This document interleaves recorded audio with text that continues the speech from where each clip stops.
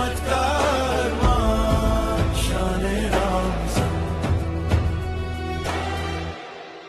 अस्सलामु अलैकुम और रमजान मुबारक।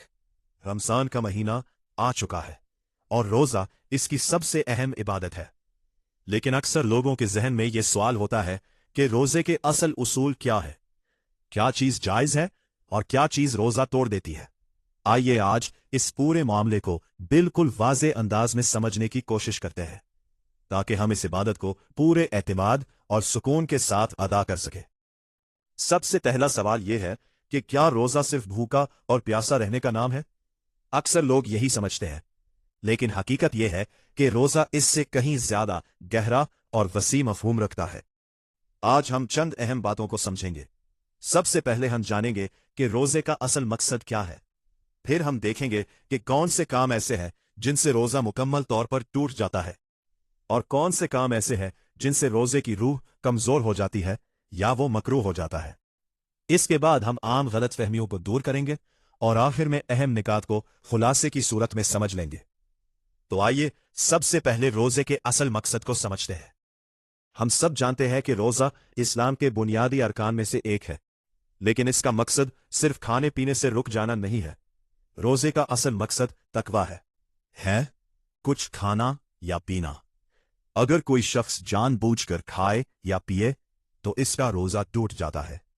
इसी तरह सिगरेट पीना, वेपिंग करना या जानबूझकर धुआं अंदर लेना भी रोजा तोड़ देता है। इसके अलावा इज़्दिवाजी ताल्लुकात भी रोजे को तोड़ देते हैं।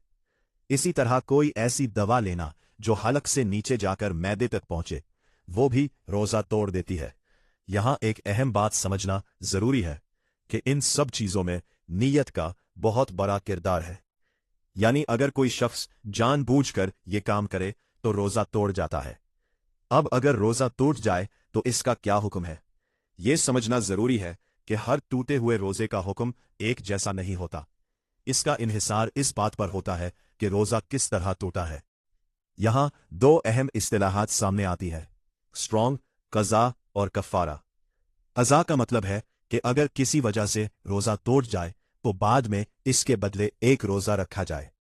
लेकिन कफ़ारा एक ज्यादा संगीन मामला है।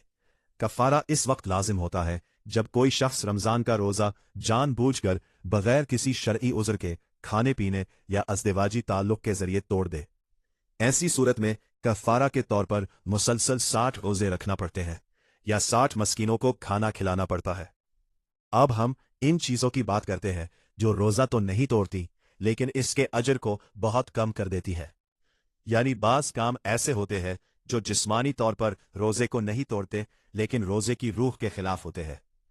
उलमाए किराम खास तौर पर 5 बड़ी गलतियों की तरफ तवज्जो दिलाते हैं, रोजे के अजर को बहुत कम कर देती हैं। इनमें सबसे पहली चीज है झूठ बोलना। दूसरी चीज है गीबत करना, यानी किसी की पेट पीछे बुराई करना। तीसरी चीज है फजूल बहस करना या गाली गलोच करना। चौथी चीज है गुस्सा करना और पांचवी चीज है कीमती वक्त को बेफायदा कामों में जाया करना। ये तमाम चीजें इस खुद पर आबू रखने के सबक के बिल्कुल खिलाफ हैं जो रोजा हमें सिखाता है। अब हम इन सवालात की तरफ आते हैं जो अक्सर लोगों के जहन में होते हैं। सबसे पहला सवाल यह होता है कि क्या इंजेक्शन या ड्रिप लगवाने से रोजा टूट जाता है? आमतौर पर ऐसा नहीं होता क्योंकि दवा सीधा मैदे में नहीं जा रही होती। इसी तरह आंख या कान में ड्रॉप्स डालने से भी रोजा नहीं टूटता, बशर्ते कि वो दवा हलक तक ना पहुंचे।